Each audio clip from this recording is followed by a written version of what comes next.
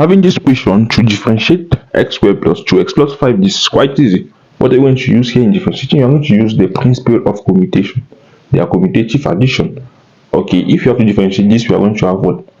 D of dx of x squared plus d of dx of 2x plus d of dx of 5.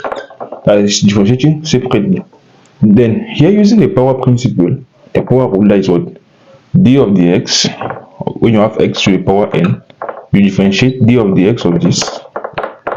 We're going to have what? Is equals to, you bring n down, x to the power what? N minus 1. We're going to apply here to have what?